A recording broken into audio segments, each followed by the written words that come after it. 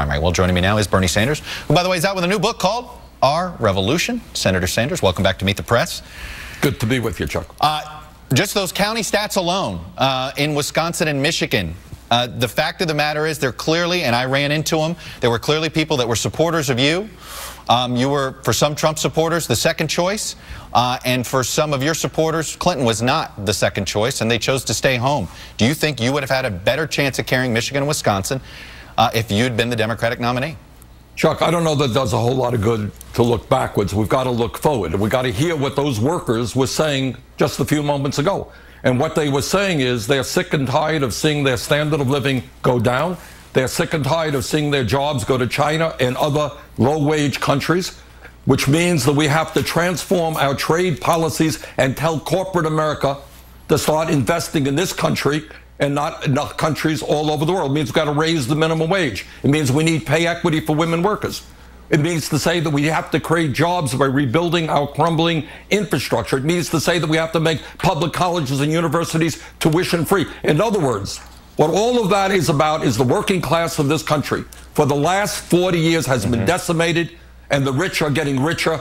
People are tired of it. They want real change. And I'm going to do everything that I can as part of the new leadership of the Democratic Party to bring about that change. You know, one of the things that you always hear about is job retraining for folks that are displaced by trade agreements. But I want to play you a quote from the COO of Wyco Metal Products. They're basically an auto parts manufacturer. And he was talking about the problems with some of these retraining programs. Take a listen.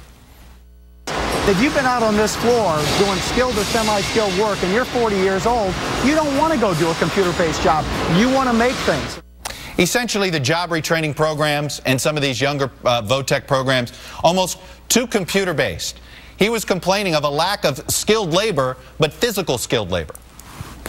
Well, I think we've got to move forward on all fronts. I think we have to do, not everybody wants to go to college, and that's fine. God knows there are enormous amounts of work out there that don't require a college degree. We've got to give people the training to do that, which is why we have to rebuild our inner cities. We have to rebuild our infrastructure. There's a desperate need for affordable housing in this country. We can put millions of people to work rebuilding this country in so many parts of America, and that is what we have to do. On the other hand, in a highly competitive global economy, we do need the best educated workforce in the world.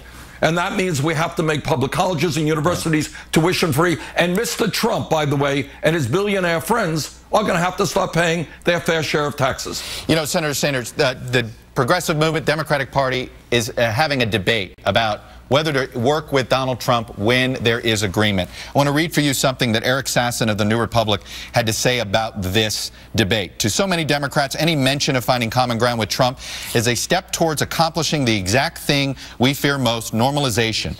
By prematurely offering to work with Trump before he has shown even the slightest bit of contrition, congressional Democrats are hollowing out the argument that they made for months, that he's unfit for office, and that is precisely the argument that needs to be made now more than ever, that it is up to Trump to prove to us that he is able to lead. We shouldn't make it easy for him. Bottom line is this, essentially, do you not work with him until he shows some contrition on some of the social issues? Look, let us be very clear, Chuck.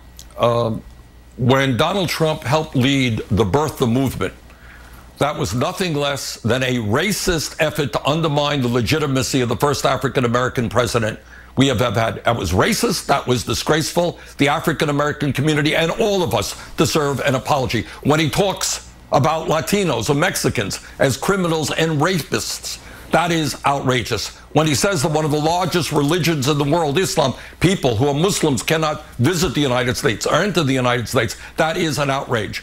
On those issues, let me be very clear, speaking only for myself, there is no compromise. We have come too far as a country to try to move forward in a non-discriminatory way, to go backwards and see us divided up by racism or xenophobia. On the other hand, issues like raising the minimum wage, you know, Donald Trump has talked about he is not going to cut Social Security, Medicare, and Medicaid.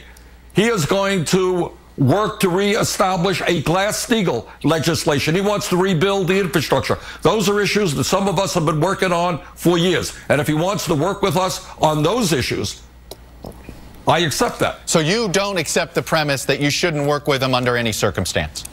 Right, but I do think the point of that article is right. He has said outrageous things, and he needs to apologize to the American people. But there are people all over this country who are really frightened. But the other thing, Chuck, is climate change. It is beyond comprehension that we have a president-elect who thinks that climate change is a hoax when the whole scientific community is telling us. Senator? Yeah. Right, but I'm going to go back to this other point. What do you say to the progressives that say, hey, the Republicans essentially united against President Obama, and guess what? It was good politically for the Republican Party. What you're describing is going to be perhaps good for those workers you're talking about, but it may be bad for the Democratic Party. What do you say to those progressives? Well, I think we need to protect workers. We need a good strategy to make sure that, in fact, we push our agenda. Look, on the issues, Chuck, that I'm talking about, these are the things that I have been fighting for years. But there is no compromise, none whatsoever, on bigotry. There is no compromise on climate change, because the future of the planet is at stake. We need a strategy, and I'm going to work on the strategy, to go to Michigan, to go to Wisconsin, to stand with working people, to demand that we reverse the decline of the American middle class. Senator Sanders, that's all the time I have for today. Thanks for coming on and sharing your views, sir, and congrats on the new book, Our Revolution. Thank you. You got it. Before